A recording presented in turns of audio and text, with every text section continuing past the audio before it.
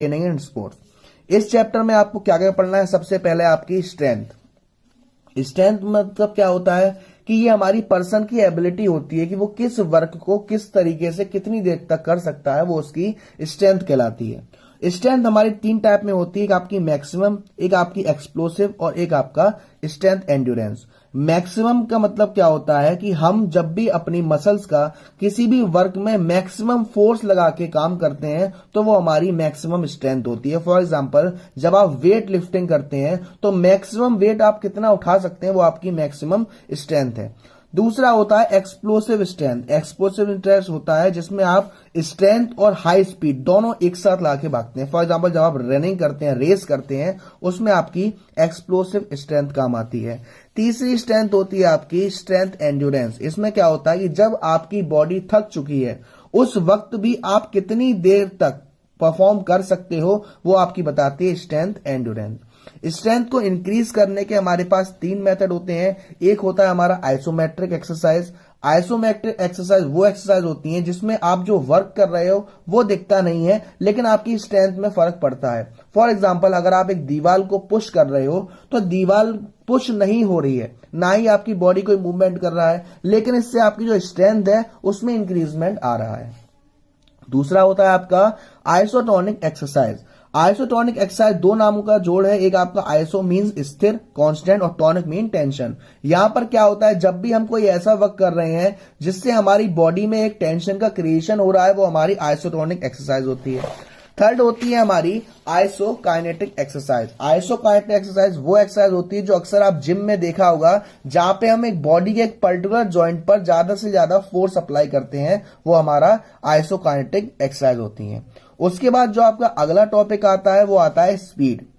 Speed basically क्या होती है कि हम एक पोजीशन से दूसरे पोजीशन में आने में कितना वक्त लगा, उसको हम कहते हैं स्पीड। वैसे आपने जब आप छोटे थे तब आपने पढ़ा हुआ स्पीड का फॉर्मूला होता है डिस्टेंस अपॉन टाइम, और स्पीड को हम किलोमीटर पर आवर और मीटर पर सेकंड के हिसाब से भी मेजर करते हैं।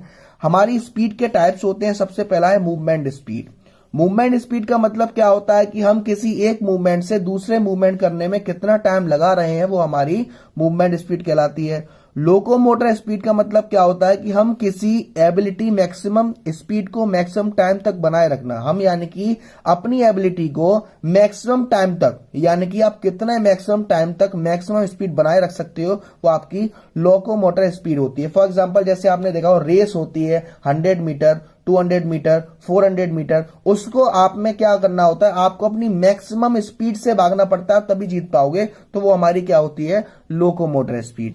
तीसरा आता है आपका स्पीड एंड्योरेंस। ये भी वही चीज है कि जब आपकी बॉडी थक चुकी है उस वक्त आप किस स्पीड से काम कर सकते हो, कितना स्पीड तक काम कर सकते हो, वो आपकी स्पीड एंड्योरेंस का पार्ट होता है। इसको इंप्रूव करने के लिए हमारे पास दो चीजें होती हैं, एक हमारी एक्सेलरेशन रन और एक आपका रेस। एक्सेलरेशन रन का मतलब क्या होता है, जैसे आप नॉर्मल जॉगिंग करते हो तो धीरे धीरे धीरे वार्म अप करते हो, फिर आप थोड़ा थोड़ा स्पीड बढ़ाते हो, थोड़ा थोड़ा स्पीड बढ़ाते हो, थोड़ा थोड़ा स्पीड बढ़ाते हो, जिसमें आप 3 गाने ले सकते हो, धीमे धीमे और स्लोली स्लोली और स्लो मोशन में। दूसरा है आपका रेस। रेस आपने मैं बता चुका हूं, जब हम 100 मीटर, 400 मीटर, 500 मीटर की रेस करते हैं तो उसमें हम जो कॉम्पिटिशन रन होता है हमारा, बॉडी को आप इस स्पीड से बढ़ाते हो जो आपकी मैक्सिमम स्पीड होती है। अगला टॉपिक होता है बेटा हमारा फ्लेक्सिबिलिटी। फ्लेक्सिबिलिटी का मतलब क्या होता है कि जो हमारे जॉइंट होते हैं उन जॉइंट की रेंज होती है, वो कहां तक मूव कर सकते हैं, उसी को हम कहते हैं फ्लेक्सिबिलिटी। फ्लेक्सिबिलिटी को इंक्रीज करने के लिए हमारे पास दो स्ट्रेचिंग होती है, एक आपकी एक्टिव स्ट्रेचिंग और एक आपकी पैसिव स्ट्रेचिंग।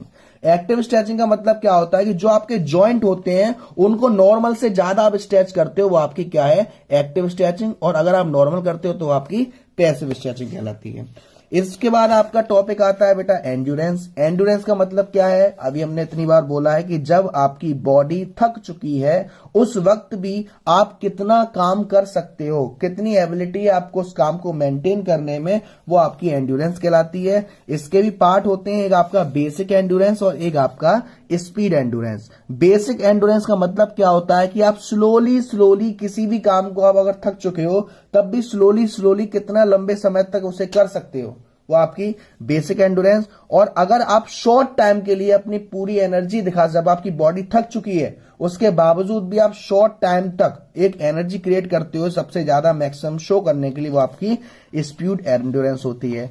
एंड्योरेंस को डेवलप करने के हमारे पास 3 मेथड होते हैं, एक आपका कंटिन्यूस मेथड, एक आपका इंटरवल मेथड और एक आपका फार्टलेग मेथड।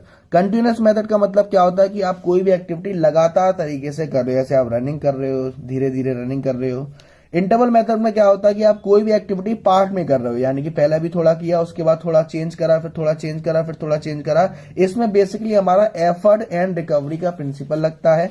तीसरा हमारा फार्टलेग मेथड। फार्टलेग मेथड बेटा दोनों हमारे मेथड का कॉम्बिनेशन होता है, कंटिन्यूस और इंटरवल मेथड का। इसमें आपका जो मेथड कंटिन्यूस भी हो सकता है और उसको आगे चल के कर सकते हैं। लास्ट आपका है कोऑर्डिनेटिव एबिलिटी। कोऑर्डिनेटिव एबिलिटी बेटा हमारी वो एबिलिटी होती है जिससे हम अपनी स्ट्रेंथ को और अच्छा करते हैं, या किसी भी नए काम को आप कितनी जल्दी अपने अपने ढाल सकते हैं, वो हमारी क्या है, कोऑर्डिनेटिव एबिलिटी। कोऑर्डिनेशन का मतलब ही समझ रहे हो आप कि कोई भी नई एक्टिविटी है या वो करने के लिए और आपने कितनी जल्दी उसको समझ लिया, उसको परफॉर्म कर लिया, वो आपकी कोऑर्डिनेटिव एबिलिटी।